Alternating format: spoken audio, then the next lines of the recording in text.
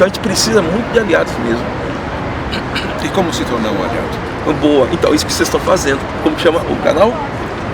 Futebol Maloca e Boteco. Como o Futebol Maloca e Boteco está fazendo, ouvindo a gente, né? Deixando o índio falar. Tem a música do Tom Jobim, deixa o índio, né? Que também tem a música Demarcação Já, né? Gravada por diferentes artistas, né? Deixa o índio lá, deixa o índio falar, né? A gente precisa, quando você divulga essa imagem, essa fala, a nossa fala, você está divulgando uma resistência nossa, né? E aí a pessoa que está ouvindo, ela vai se tornar um aliado. Não precisa necessariamente ir numa aldeia, né? A gente trabalha muito com a questão, a nossa luta é espiritual, é ritualística, né? A gente se pinta, usa o maracá, o cocá. Então a nossa luta é ritual, a gente acredita muito nisso, né? Que mesmo o seu apoio de longe, né? Os índios não são assim que esse jeito que eu estou falando, não. Eu vi um índio lá falando que eles lutam pelo território. Quer ver? Para que índio quer tanta terra se não quer trabalhar? Que não é para trabalhar. Não é para trabalhar necessariamente. Terra indígena não é unidade produtiva, não é reforma agrária. A gente quer a terra para preservar. Vai em Olivença, onde eu moro. Rapaz, é um lugar mais lindo que tem. Tem a Mata Atlântica, tem o mar lá limpinho. Então a gente quer a terra para poder preservar. Mas isso não é produtivo. Não é produtivo? Claro que é, rapaz. Você precisa respirar, precisa beber, né? Então esse apoio, você ouvindo, né? E de vocês aqui, esse programa que vocês fazem, pra gente é importante, né? É importante. Não deixe de falar mal da gente, não. Né?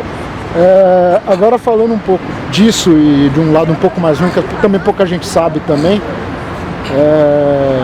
muita gente se choca com as limpezas étnicas que aconteceram na Segunda Guerra Mundial. Mas poucas vezes na história se lembra que assim, os europeus, isso não é exatamente uma novidade nas invasões europeias, nas ocupações europeias. Na Bélgica morreu muito mais gente do que no nazismo, e aqui no Brasil teve povos declarados que deveriam ser extintos, a tal guerra justa. Isso. Queria que você falasse um pouco sobre isso também. Então, o maior genocídio da história humana não é de judeu. O maior genocídio da história humana é de índio, né? Se você pegar os índios da América inteira, esquimó, e vai descendo, o maior genocídio da história humana é de indígenas. Esse é o dado, né? O maior saque da história da humanidade foi feito sobre os povos indígenas. A Revolução Industrial foi feita com o ouro roubado, com as riquezas roubadas dos astecas, né? Moctezuma o rei asteca o imperador asteca foi executado de forma bárbara, né? Então, se tem uma dívida, se alguém tem alguma dívida, são eles conosco. A dívida, a gente nem vai querer cobrar o ouro que eles roubaram. A gente nem vai querer cobrar as riquezas que eles nos roubaram. Mas essa é a história, né? Que pouca gente narra. E volto a insistir. Por que tu não sabe disso? Da presença da cultura indígena na língua, na forma de ser nessa história do massacre e da resistência? Porque nós temos direitos que precedem ao Estado. Nós somos povos, esse país tem povos. Esse país não tem um povo só, né? E o Bolsonaro sabe disso, ele vive falando isso, né? Questão indígena é questão da federação, federal, que são povos.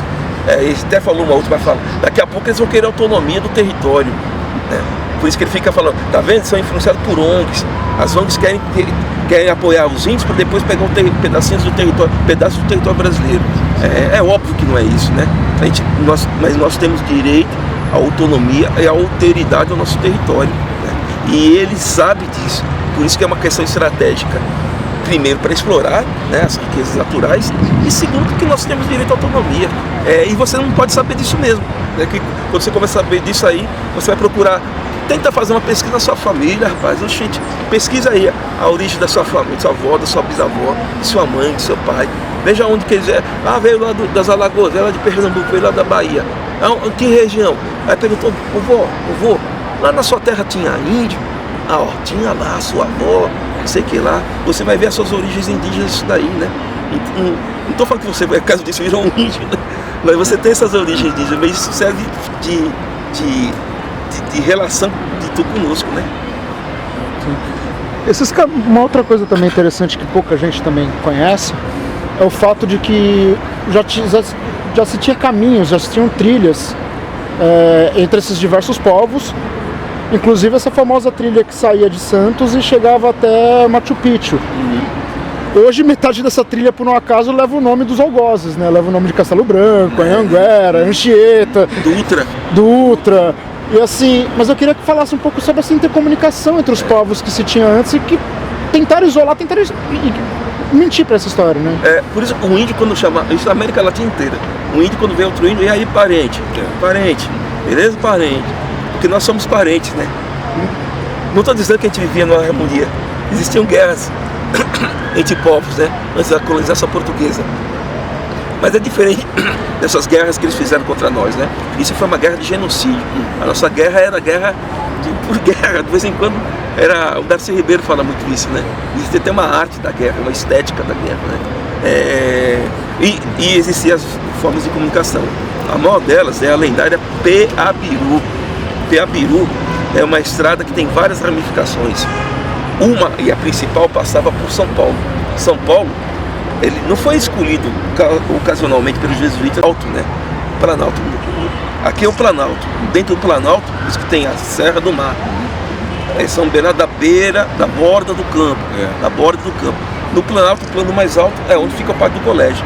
E lá era um dos cruzamentos, talvez um dos principais, da Peabiru, que ela diz a história, e eu confio nela, alguns dizem que é lenda e invenção, eu como indígena acredito fielmente nisso, ela vai até Machu Picchu, né? Saía, uma das ramificações ia para São Vicente, outra ia para Santa Catarina, né? E tinha, a gente chama na geografia e na arquitetura e urbanismo de estrada de penetração, né?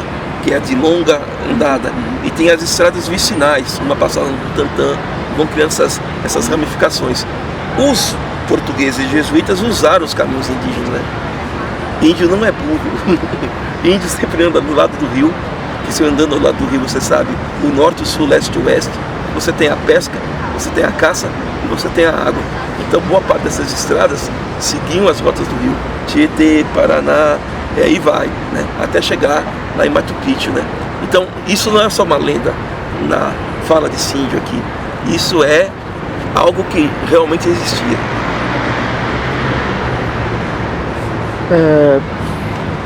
Dessa parte assim dessa autodeterminação dos povos, eu queria voltar um pouco nisso. Assim, como você disse, assim, esse aculturamento é muito longe de acontecer de hoje. Ele veio desde o século XVI. E muitas vezes a gente, que nem você falou, percebe tradições indígenas, ou tradições culturais mesmo, laços ancestrais depois de muito velho. Assim, depois dos 20, 30 anos, que você vai percebendo que tem eixos da sua ancestralidade que não são contados. Queria que você falasse um pouco para essas pessoas aqui que moram em São Paulo, que tomam o chá que nem você falou, o chá da avó, que toda uma ancestralidade de relações, de histórias e relações, mas hoje não sabe. Você disse que você tocou um assunto muito interessante, que é o chazinho. O que tem gente que fala assim, ô Casé, que é bom pra isso, que é bom pra aquilo, que é bom pra aquilo. Pois é. Que é uma tradição negra, indígena, portuguesa. É bom lembrar que esses portugueses também que vêm, a palavra aldeia não é a palavra indígena, a palavra indígena é taba. Aí o português chama a taba de aldeia, que é uma palavra portuguesa. Parece que até em Portugal hoje existe a palavra aldeia. Então são pessoas vinculadas à terra, tá entendendo? Eu não estou dizendo que eles são índios portugueses, mas muitos deles, esses portugueses, culturalmente, eles não tiveram tanto estranhamento, alguns deles, né? Fora da coroa portuguesa, né? Era um degredo também, né? Muitos portugueses são degredados para cá, né? E ficam com essa relação, né? Pois bem, aí eu digo assim, que aí bate um momento e fala, nossa, eu tenho uma origem indígena. Eu não sabia, não sei aonde, né? Não sei aonde. Pois você tem uma origem indígena e você não tem que saber aonde, por isso que é a tentativa de genocídio, porque você vem de índio expulso da terra, do território, né? Garrincha é filho de Funiô, né? Grande jogador do Botafogo, né? Ele não precisava se autodeclarar indígena. Você que está me vendo agora, olha para a cara do Garrincha. Tem uma entrevista que ele dá naquele Vox Populi, né? Ele fica fumando. Ele bebia uma cachaça, coisa que a gente usa o tabaco, né? O tabaco, né? A gente usa o cachimbo, né? Então o Garrincha não precisava se falar, eu sou um índio, ele é um índio, né? Não sei se eu falei ainda, mas o lateral do Corinthians, que era índio, foi de Chucuru, né? Então a Constituição de 88 mudou um pouco isso, né? Porque até 88 o projeto do Estado brasileiro é extermínio dos povos indígenas. Em 88 a Constituinte disse: eles não acabaram não, e eles têm direito à existência. Então a partir da década de 80, e isso que a Constituição fala, é resultado do movimento indígena, em particular o movimento indígena nordestino. Tem Chico Chucuru em Pernambuco, né? O Tupãí, Marcelo de Souza, Guarani, Juruna, né? Que a partir da década de 80 não é um ressurgimento, que nunca deixou de existir, mas é um fortalecimento da espiritualidade indígena. Então, muita gente que não se chamava, se configurava como indígena, a partir dos anos 80, começa a ter orgulho de pertencimento. Um dia a gente andou com os botecos daqui. Se eu andar com o boteco comigo aqui em São Paulo, você vai ver muito, já que o programa chama boteco, né? Vira uma grande maloca, que o cara do boteco fala: ô rapaz, eu sou lá de Pernambuco, eu sou lá da Bahia, lá onde eu moro tinha um povo lá indígena. Eu falei: mas tu não é não? Eu sou também, mas... Né? Então essa fala de se assumir ser índio, para muita gente não é uma necessidade ainda, né? Porque ele não está odiado, né? Mas tem muita gente que vai se assumindo aos poucos. Né? E dessa coisa que eu percebo, assim, que a gente, que o vídeo citou, né? De como ajudar, eu vou ser um pouquinho egoísta e falar um pouco ao contrário. Porque é o seguinte, essas ondas, que nem essa onda desse neofascismo acontecendo no Brasil, tá deixando todos nós muito doentes, fisicamente, espiritualmente, mentalmente. Tá todo mundo muito mal mesmo, assim, porque vê uma notícia ruim atrás da outra e sente uma sensação de impotência e vê tudo ser destruído de uma vez. Só que talvez isso seja alguma novidade pra gente, mas pros povos que estavam aqui nunca foi, né? Muito longe disso. E você pertence a um povo que já foi declarado extinto. E hoje se reergue e você tem um sorriso no rosto, uma vontade, uma alegria de falar da sua história, da sua vida. Queria que você falasse um pouco disso para todos nós. Como é que a gente faz para sobreviver? 519, 520. Nos ensina como resistir. Como resistir. Tanto 520 anos dessa loucura. O Ayrton Krenak, para mim é uma das maiores referências indígenas, né? Se vocês puderem entrevistar, vale muito a pena, né? Para mim, ele já virou um encantado, né? Ele é constituinte, ele atua, né? Ele diz assim: olha, nesse momento aqui, eu não sei se os não indígenas vão resistir, só sei que nós vamos. A gente resiste, né? Porque a nossa luta, conforme eu disse, é ritual, é ritualística. A gente está lutando pelo sagrado, que é pela natureza sagrada. Então, quando você tem essa luta ritualística, mas não é ideológica, Cazé? Você pode ter dimensões ideológicas, né? Eu digo assim, a gente é anticapitalista sem ler Marx, sem ler Bakunin, né? A gente é antimercadológico sem ler os clássicos do socialismo, por causa da nossa forma de ser. Ela é naturalmente de oposição a essa ordem vigente. Então, e o sorriso? O sorriso é porque a gente sabe que a gente está com a razão, na razão espiritual, com a razão simbólica, a razão de um outro plano, né? E eles vão perder, né? Como alguns dizem aí, eles não passarão. É uma fase, eles vão passar, mas não vão ficar, né? A gente vai ficar, a gente vai permanecer. As pessoas que lutam pela natureza, que se tu luta pela natureza, luta pelo direito ao trabalho, ao território, tenha certeza, pode manter um sorriso aí. Não fiquem, rancor é pior. Nós temos memória, mas não temos rancor. Tem que manter a memória, mas não tem rancor. Não pode ficar enfesado. A pessoa enfesada é cheia de fezes. Então você tem que ficar crítico, ter a memória crítica, atuar criticamente, mas não pode ficar rancoroso. Por isso que a gente faz as coisas. E a picardia é uma arma de resistência. Posso cantar uma música para encerrar? Pode. Para encerrar a gente vai cantar uma música aqui, ó. Que a gente canta lá.